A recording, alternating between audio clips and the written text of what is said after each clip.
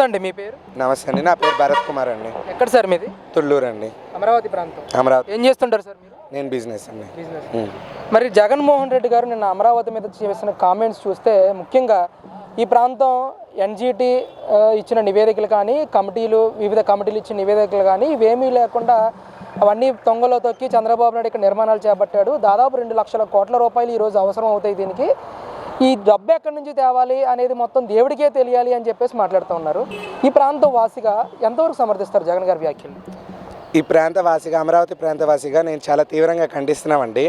ఎందుకంటే నిన్న ఈయన ప్రెస్ మీట్ కాన్ఫరెన్స్ పెడుతూ ఏమని మాట్లాడాడంటే అసలు ఇది సో కాల్డ్ క్యాపిటల్ అని అనేసి, అట్ ద సేమ్ టైం కాన్స్టిట్యూషన్లోనే క్యాపిటల్ లేదు అని అనేసి మాట్లాడాడు. ఇవాళ ఇండియాకి ఏ రాజధాని అండి? ఢిల్లీ రాజధాని అని అంటే ఏమంటాము? ఢిల్లీ అని అంటాము.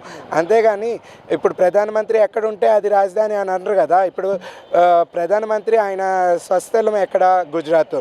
అంటే గుజరాత్లో అక్కడ పెట్టేస్తే ఇప్పుడు ఆయన అక్కడ ఉంటే అది రాజధాని అయిపోతుందా?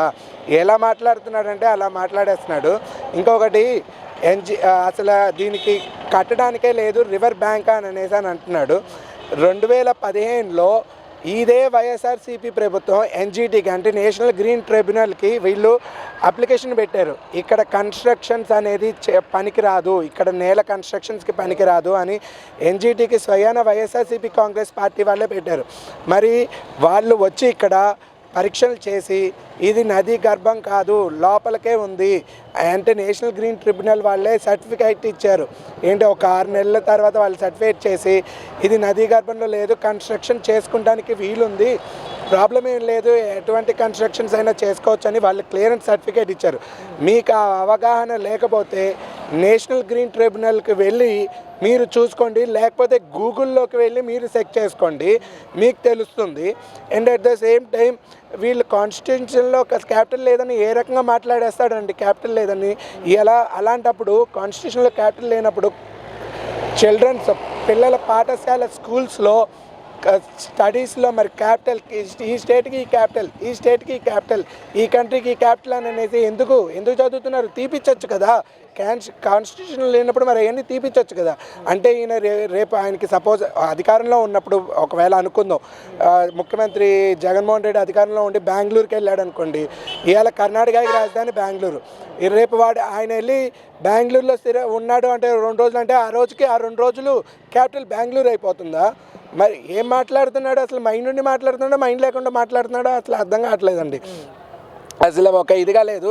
ఇంకొకటి ఏంటంటే సుప్రీంకోర్టు షుడ్ టేక్ కాగ్నిజెన్స్ అనే వర్డ్ యూజ్ చేశాడు. Supreme court should take Cognizant. అసలు కాగ్నిజెంట్ అనే వర్డ్ ఏంటంటే 2 వర్డ్స్ వస్తాయి తెలుగులో. ఒకటి జ్ఞానము, ఇంకొకటి న్యాయవాదులు దీన్ని నివృత్తి చేయాలి అని అనేసి ఇచ్చేశాడు. అంటే ఇక్కడ అమరావతిని నివృత్తి చేయాలి అని అనేసి మాట్లాడాడు. ఇదే జగన్మోహన్ రెడ్డి ఎన్జిటిలో ఆల్రెడీ కేసులు వేసి వాళ్ళు నివృత్తి చేసి ఇక్కడ చెప్పారు, ఇక్కడ కట్టుకోవడానికి అనువైన ప్రాంతమే అని చెప్పారు. ఆ నివృత్తి చాలదా? ఇంకా ఏంటి, ఏం నివృత్తి కావాలి? ఇంకా ఏం మాట్లాడుతున్నాడు? అసలు ఏ రకంగా ఏం మాట్లాడుతున్నాడో అర్థం కాదు. ఇంకోటి 3 రాజధానుల క్యాపిటల్ అని అనేసి ఆయన చెప్పాడు. మరి క్యాపిటల్ అనేది లేనప్పుడు కాన్స్టిట్యూషన్లో మరి ఆయన ఏ రకంగా 3 క్యాపిటల్స్ యూజ్ చేశాడు? కాన్స్టిట్యున్సీ, ఎగ్జిక్యూటివ్, లెజిస్లేటివ్ క్యాపిటల్ అని అసెంబ్లీలో ఏ రకంగా యూజ్ చేశాడు? ఆ పవర్ యూజ్ చేయకూడదు కదా, మరి ఆయన యూజ్ చేశాడు. మరి యూజ్ చేసినాడు, పోనీ ఆ 3టిని ఏమైనా డెవలప్ చేశాడా? ఏమి డెవలప్ చేయలేదు. ఎక్కడ డెవలప్ చేయకపోగా కంపెనీలు అనేది పోగొట్టాడు. గతంలో ఆయన అధికారంలో ఉండగా వైజాగ్ నుంచి ఎన్ని కంపెనీలు వెళ్ళిపోయినాయి, at the same time Nellore నుంచి ఎన్ని కంపెనీలు వెళ్ళిపోయినాయి, అట్లనే రాష్ట్రం నుంచి ఎన్ని కంపెనీలు వెళ్ళిపోయినాయి. లూలు గ్రూప్స్ వాళ్ళు అసలు మేము ఇక్కడ స్థాపించము అని అనేసి అన్నాళ్ళు. ఇవాళ కూటమి ప్రభుత్వం వచ్చిన తర్వాత మూడు చోట్ల పెడతామని అనేసి అన్నారు. ఇంకోటి జ్ఞానం అనేది, కాన్స్టిట్యున్సీ అనే పదం ఆయనకు, కాగ్నిజెన్స్ అనే పదం ఆయనకు ఉపయోగపడుతుందండి.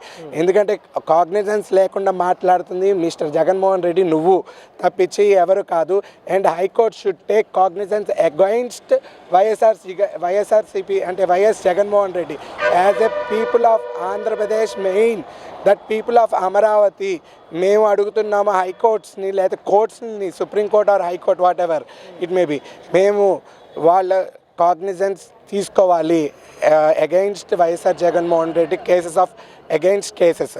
దాని గురించి మేము ఇదిగా మాట్లాడుతున్నాము సార్. అంటే ముఖ్యంగా వైఎస్ఆర్సీ పార్టీకి సంబంధించిన నాయకులు కొంతమంది ఏమో అమరావతి రాజధానిగా ఉంటుంది, తీర్పు వచ్చిన తర్వాత మేమందరం కూడా కలిసి కూర్చుని మాట్లాడుకుంటే పరిస్థితులు ఉంటాయి అని చెప్పేసి వాళ్ళు మాట్లాడుతున్నారు. ఒకవైపు ఏమో జగన్మోహన్ రెడ్డి గారు ఆలోచించాలి మళ్ళీ అమరావతి గురించి, అమరావతి రాజధానిగా పనికిరాదు, గుంటూరు విజయవాడ మధ్య రాజధాని కడితే బాగుంటుందని చెప్పేసి ఈయన ఆలోచన.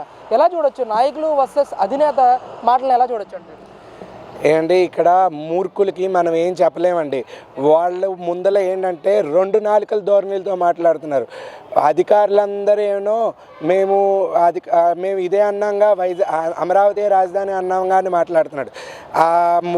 వాళ్ళ అధికార ప్రతినిధి అంటే వైఎస్ జగన్మోహన్ రెడ్డి ఏమో మేము అసలు అమరావతి మాకు ఇష్టం లేదు, అమరావతిలో వద్దు, ఐదర్ విజయవాడ పెట్టండి, లేకపోతే గుంటూరు పెట్టండి, లేకపోతే నాగార్జున యూనివర్సిటీలో 500 ఎకరాలు తీసుకోండి అని అనేసి మాట్లాడతాడు. అసలు ముందల వీళ్ళకి ఏం మాట్లాడాలో ఏం మాట్లాడకూడదో ఒక స్టాండ్ బై లేదు. ఆ అధినేత అనేది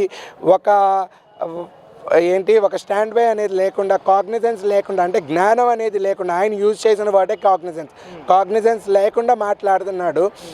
ఫస్ట్ ఆఫ్ ఆల్ వాళ్ళకి ఏం మాట్లాడుతున్నారో ఎవరు ఏం మాట్లాడుతున్నారో అర్థం కావట్లేదు. వీళ్ళు ఒక రకంగా మాట్లాడుతున్నారు, ఆయన ఒక రకంగా మాట్లాడుతున్నారు. అంటే ఇక్కడ పీపుల్ని, ఆంధ్రప్రదేశ్ జనాల్ని వెర్రోళ్ళని చేయటం తప్పించి ఏమి లేదండి. వాళ్ళని కన్ఫ్యూజ్ చేసి పడేస్తున్నారు. ఇదే అంశం మీద 2029 ఎలక్షన్కి వస్తే జగన్మోహన్ రెడ్డి గారికి ఎన్ని స్థానాలు వచ్చే అవకాశం ఉంది? అసలు గెలుస్తారు ఏమండి? అసలు ఇప్పుడు వచ్చిన డబల్ డిజిట్ కూడా సింగిల్ డిజిట్ వస్తుందని అనేసి అనుకోండి. ఇదే మీరు ధోరణిలో అంటే ఒకళ్ళు అంటే మీరు ఒక దాని మీద స్టాండ్ బై అవ్వనప్పుడు మీకు, అందుకే మీరు ఒక దాని మీద స్టాండ్ బై కాలేదు కాబట్టే ఇవాళ 3 డిజిట్స్ నుంచి 2 డిజిట్స్కి దిగిపోయారు. ఇప్పుడు కూడా స్టిల్ అట్లానే ఉన్నారు కాబట్టి ఇవాళ 2 డిజిట్స్ నుంచి సింగిల్ డిజిట్కి పడిపోయే ఇది కూడా వస్తుంది. ఆయన ఎందుకు మాట్లాడుతున్నాడు? ఇవాళ అమరావతిలో గెజెట్ నోటిఫికేషన్ బాబు గారు అమిత్ షా మీద మాట్లాడారు, దాని గురించి మాట్లాడారు. ప్లస్ ఇంకొకటి ఏంటంటే సెకండ్ పూలింగ్కి రెడీ అవుతున్నారు. ఇక్కడ జనాలు అనేది సెకండ్ పూలింగ్కి అందరూ ముందల రైతాంగం ఇక్కడ ముందల కదిలి వస్తున్నారు. వీళ్ళని ఇక్కడున్న ప్రజల్ని కన్ఫ్యూజ్ చేసి పడేసేయాలి, ఆ అక్కుసతోటే ఈయన మాట్లాడుతున్నాడు తప్పించి ఇంకేది లేదండి. ఇంకొకటి ఏంటంటే వైజాగ్ అనుకుందాం. వైజాగ్లో గూగుల్ డేటా సెంటరు వాళ్ళు ఇక్కడ గూగుల్ డేటా సెంటర్ పెడదామని స్థాపిస్తుంటే వాళ్ళు దొంగతనంగా గూగుల్కి కంపెనీకి మెయిల్ పంపించారండి, ఇక్కడ పెట్టడానికి లేదు అని అనేసి మెయిల్ పంపించారు. అసలు ఏ రకంగా? అట్లానే ఇక్కడ వరల్డ్ బ్యాంక్ వాళ్ళు కూడా ప్రతినిధులు వచ్చి ఇక్కడ మేము ఫండ్స్ ఇస్తామని అనేసి రేస్ చేస్తుంటే ఇక్కడ కూడా వాళ్ళు వరల్డ్ బ్యాంక్కి మెయిల్ చేశారు. ఏమని? ఇక్కడ పెట్టడానికి లేదు అని అనేసి వరల్డ్ బ్యాంక్ కూడా మెయిల్. ఏంటంటే మీరు అసలు ఏ రకంగా మోసం చేద్దామని చూస్తున్నారు? అమరావతి ప్రజల్ని కానీ ఆంధ్రప్రదేశ్ ప్రజల్ని ఏ రకంగా మోసం చేద్దామని అంటున్నారు? మీకు ముందరగా ఒక స్టాండ్ బై లేదు. ఈ స్టాండ్ బై లేకపోతే మీరు డబల్ డిజిట్ నుంచి ఇంకా సింగిల్ డిజిట్కి పోయే ఛాన్స్లో మీరు ఉన్నారండి. ముందరగా అది గ్రహించుకోండి. Thank you.